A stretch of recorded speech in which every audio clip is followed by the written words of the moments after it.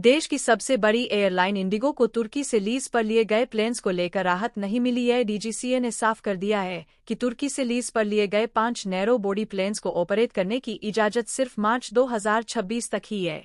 इसके बाद किसी भी तरह का कोई एक्सटेंशन नहीं दिया जाएगा। डीजीसीए ने यह स्पष्टीकरण उन अटकलों के बीच जारी किया जिनमें कहा जा रहा था कि इंडिगो को इन प्लेन्स को ऑपरेट करने के लिए एक्सटेंशन मिल सकता है।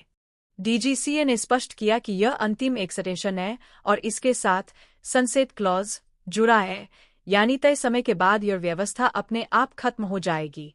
इंडिगो ने खुद यह भरोसा दिया था कि लंबी दूरी के नए प्लेन्स 321 XLR फरवरी 2026 तक डिलीवर होने वाले हैं। इन्हीं प्लेन्स के आने के बाद इंडिगो को विदेशी लीज एयरक्राफ्ट पर निर्भर रहने की जरूरत नहीं पड़ेगी। इसी भरोसे के साथ इंडिगो ने अपनी तरफ से ही आखिरी बार लीज एक्सटेंशन मांगा था। वरिष्ठ अधिकारी डीजीसीए इंडिगो ने तुर्की की कोरेंडन एयरलाइंस से 5 बोइंग 737 प्लेन वेट लीज पर लिए हुए हैं, जिनकी लीज का टाइम 31 मार्च 2026 को खत्म हो जाएगा। फिलहाल इंडिगो कुल 15 विदेशी प्लेन्स का ऑपरेशन वेट या डैम्प लीज के आधार पर कर रही है, जिनमें से 7 प्लेन तुर्की की एयरलाइन के हैं।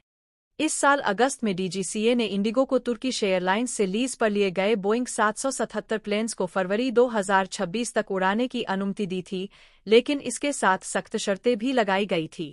साथ ही डीजीसीए साफ कहा था कि आगे कोई एक्सटेंशन नहीं मिलेगा। डीजीसीए अधिकारी के अनुसार wet leasing global aviation industry में एक सामान्य प्रक्रिया है। इंजन से जुड़ी तकनीकी समस्याओं के कारण कई प्लेन ग्राउंडेड है और प्लेन बनाने वाली कंपनियों से नए प्लेन्स की डिलीवरी में भी देरी हो रही है। ऐसे में भारतीय एयरलाइंस पैसेंजर सर्विस जारी रखने के लिए अस्थायी तौर पर विदेशी कंपनियों से प्लेन लीज पर ले रही है। इस तरह की लीजिंग की इजाजत द्विपक्षीय समझौतों के तहत दी जाती है। जब तुर्की ने मई में पाकिस्तान का समर्थन किया था और भारत द्वारा आतंकवादी ठिकानों पर की गई कार्रवाई की आलोचना की थी, इसके बाद से तुर्की से जुड़े प्लेन लीज को लेकर राजनीतिक और कूटनीतिक स्तर पर भी चर्चा तेज हो गई थी।